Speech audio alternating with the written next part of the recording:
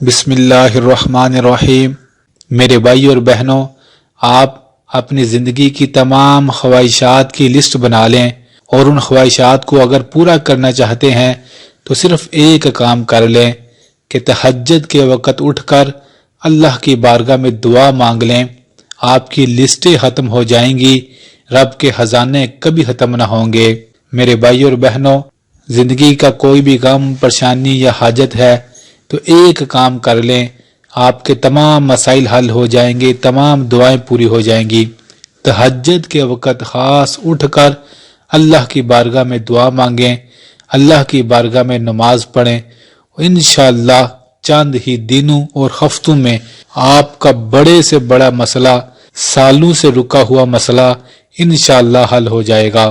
اور آج ہم جانیں گے کہ تہجد کا وقت کب شروع ہوتا ہے اور اس میں نماز اور دعا مانگنے کا کیا طریقہ ہے۔ پہلے ایک حدیث سن لیں اور اسے یاد ضرور رکھیے گا، یہ صحیح بخاری اور مسلم کی حدیث ہے۔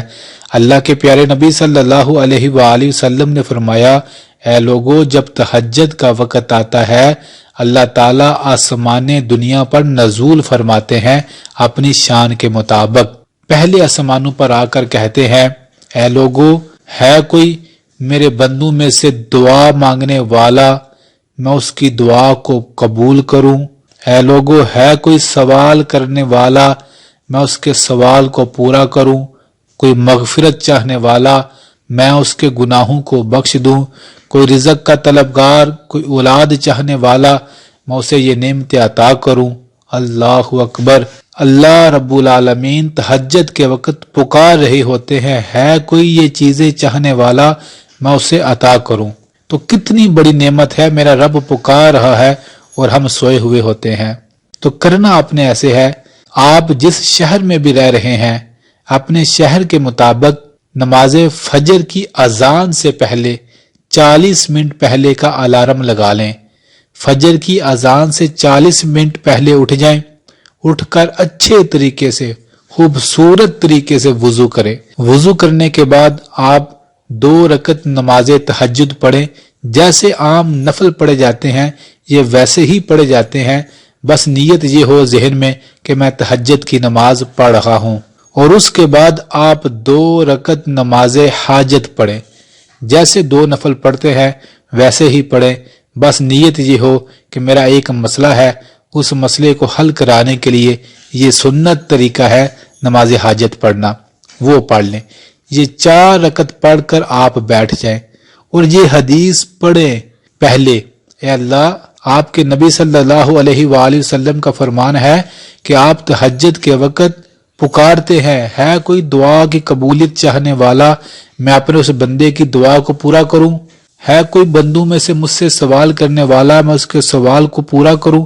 اے اللہ، آپ کا بھکاری، آپ کا بندہ، آپ کا منگتا آ چکا ہے، یہ کہنا ہے آپ نے۔ اور اس کے بعد آپ نے سورۃ الفاتحہ پڑھ لینی ہے اور درود ابراہیمی پڑھ لینا ایک بار۔ اور اس کے بعد جو آپ کے پاس 15 یا 20 منٹ بچے ہیں وہ آپ نے بڑے آرام سکون کے ساتھ اللہ سے باتیں کرنی ہے، اللہ کو اپنے دکھڑے سنانے ہیں کہ مالک تیرا بندہ بڑی سخت مشکل میں پھنسا ہے، اے کریم رب میری بڑی پریشانیاں ہیں، اے سونے رب میرے مسئلے حل فرما دے، مجھے یہ چیز عطا کر دے، میرے تمام مسائل حل فرما دے، مجھے رزق دے دے، اولاد دے دے، گھر دے دے، سکون دے دے، جو آپ چاہتے ہیں آپ وہ مانگیں۔